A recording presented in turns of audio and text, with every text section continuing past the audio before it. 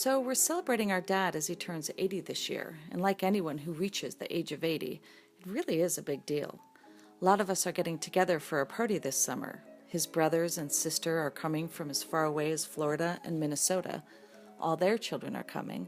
All their children's children are coming. All in all, it's over 50 people gathering. It's going to be a lot of fun. We really don't see each other very often.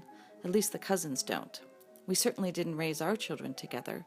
But we are still family. There's really no doubt about that. There isn't one of us that wouldn't go to bat for another.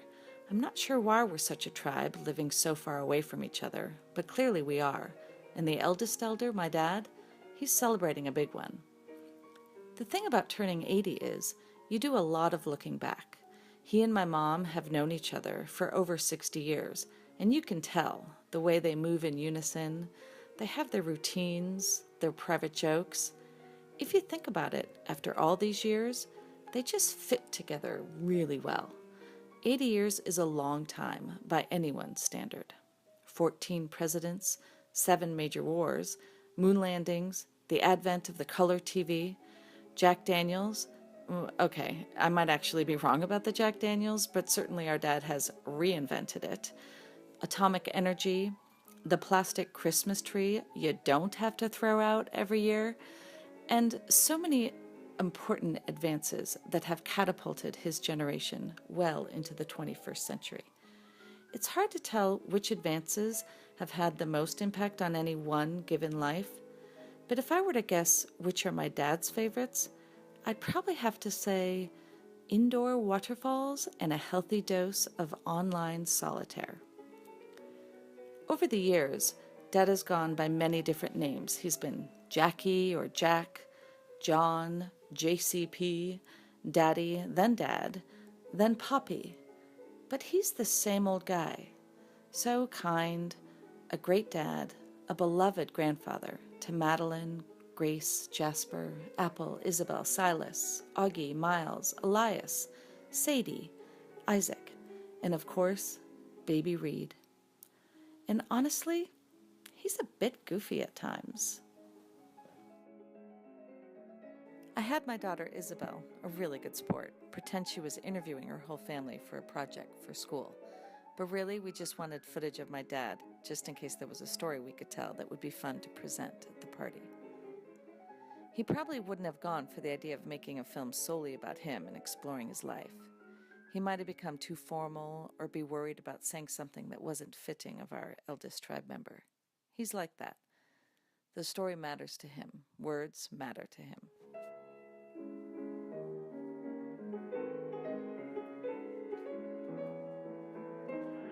It's not altogether clear how he got to be this guy. He was born John Cook Parish on June 24, 1937, in St. Paul, Minnesota, to Elizabeth Myers Parish and John Cook Parish. While still a young boy, he moved with his family to Northern California. It was there he got his first taste of life outside the confines of the Twin Cities. It was just south of Baghdad by the Bay, where he joined the war effort, dutifully stomping and recycling metal cans for ship's steel and collecting copper pennies for munitions. By all accounts, he grew up in a loving household, yet here he is in his 80th year. Note to self, buy more sunscreen.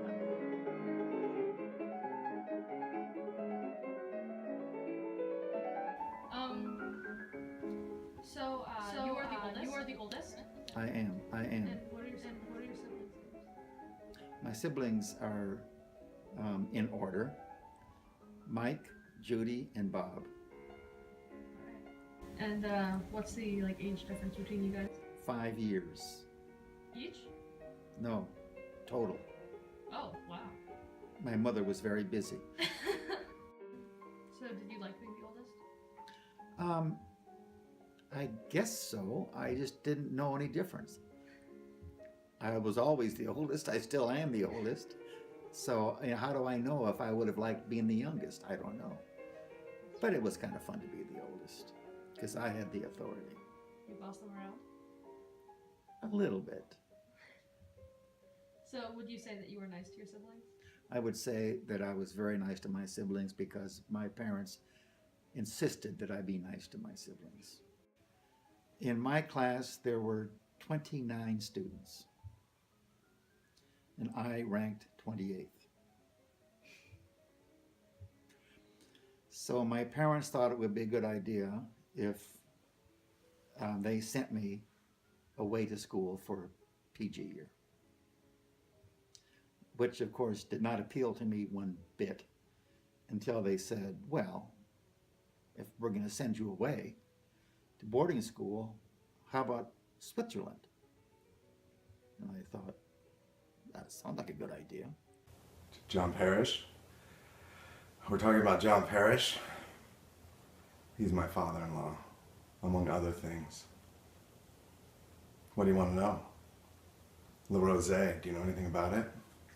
Well, I hear you do. Want to say anything about it? Well, it's a feeder school for certain intelligence groups, CIA, other groups like that. It's my understanding that he actually did not go to Le Rose. It was more of a cover story. He was cited around Europe. He was cited in Moscow, Tangier, various other places during that time. He was allegedly attending Le Rose. And why do you think this? Well, as you probably know, Castine is a giant CIA cluster of former CIA agents and other people who say they were in the Foreign Service. And it's kind of like this little joke we have in town. Almost everyone who is retired here is a former CIA officer. And it's kind of a little inside joke. Let's all go downtown and have a crab roll or something, you know. But they're all spooks. So I know this is sort of a celebration, meant to be a celebration for his 80th birthday, and I don't want to make all the little grandchildren cry when they found out their little poppy is not quite who he says he is. Jack Parrish, Jack Humbird, J.J. Myers, that's my personal favorite. And so he's been around the world being a plumber, a fixer. A less generous name would be an assassin. Do you have something you want to give me? Yeah, this is a picture of his family apparently on the phone with him. Well, you just give me a minute to look at this. This is brand new to me right now. Things coming over the transom. So what do you purport this to be? What do you think this might prove? That perhaps he went there. That he was where he said he was. To me, this proves absolutely nothing. My best guess would be that they're making a phony phone call. They're probably asking about Prince Albert in a can. That's my professional guess. Where could he be? Any different number of CIA training stations, or Fort Benning, where he did Marine Corps training, allegedly. You know, he had them snowed, and he has everybody else snowed. That's the truth. All right. So, where do you think he was? What do you think he was doing?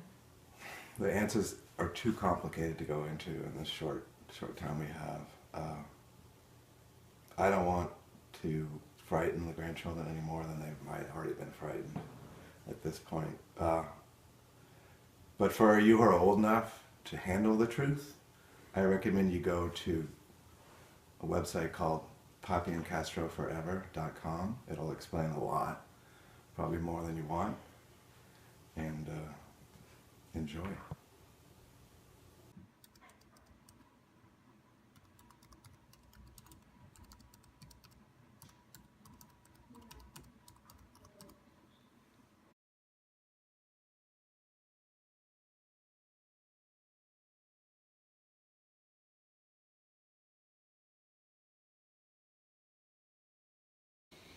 Well, I know when we met. We met in the library line our freshman week of freshman year. And I thought she was a very attractive woman. And I was a bit of a show off and was, I'm sure, trying to show off in front of her, which I suspect she did not find particularly interesting. Since her maiden name started with P and mine started with P, we were always kind of thrust together, as we went through indoctrination to college life. I'm sure what I did was to brag about the fact that I was just returning from going to school in Switzerland, trying to impress her maybe with how worldly I was. Hi there. My name is Jack Parrish. That's Parrish with one R, the correct spelling. Apparently we are supposed to line up alphabetically. Seems so proletarian. You would expect there to be some other means of determining who is able to register first, like full tuition paying students versus financial aid, native sons versus others. You know, like traveling first class versus coach. And you are? I'm Liz Payne. Oh, okay, Payne. P-A-I-N-E. So you should be in front of me, and I'll just stand here, behind you. No, not P-A-I-N-E. It's spelled P-A-Y-N-E. So I'll just stay right here where I am. Thank you very much. So, Liz, what kind of name is that? Irish? No, it's short for Elizabeth. You mean Zib? No, Liz, as in Elizabeth, not Elizabeth. Yes, of course, my apologies. I have just returned from Europe, and there are so many unfamiliar names and accents over there, so I guess I am still getting acclimated to being back stateside. Stateside? Yes, back in the United States. How long were you away? Well, including the time it took in crossing the Atlantic by luxury liner each way, it was just about a year. Wow, that is a long time. I've never been away from home much at all, other than going to Sedalia for the Missouri State Fair, or driving to Maine in the summertime. What's it like in Europe? Well, as you know, Europe is a big country. Parts are still quite dangerous. Why, this past winter I almost got caught up in an avalanche while skiing in Stad, not your average Swiss village. Doral? Oh, no, thank you. I've never had a cigarette before. All the women in Europe smoke. Mademoiselles, Fräuleins, senoritas, it is very sophisticated. That sounds very exciting. I'd love to hear more about your travels sometime.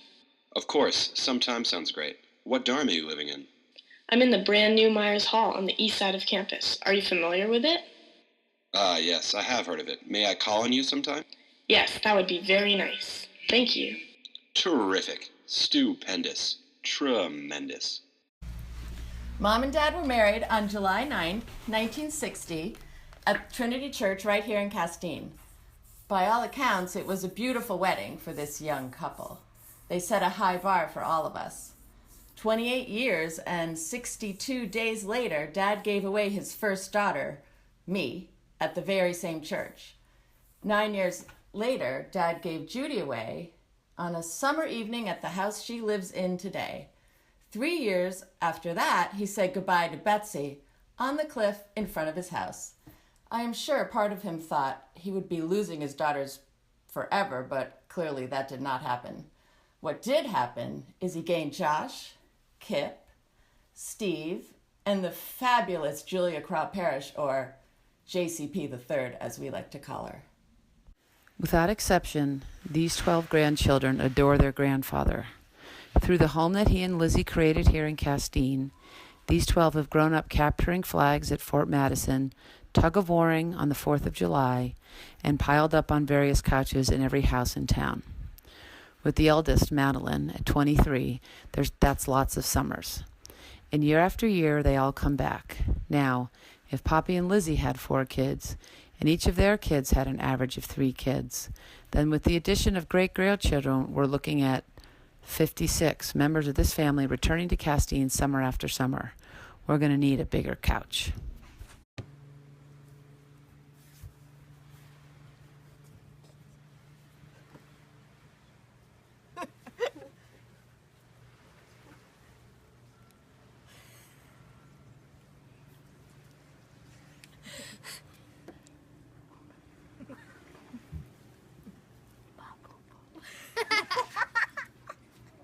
No, come on.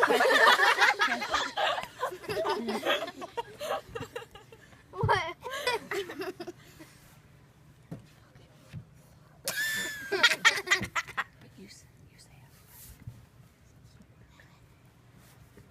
Happy birthday, Poppy! Happy birthday!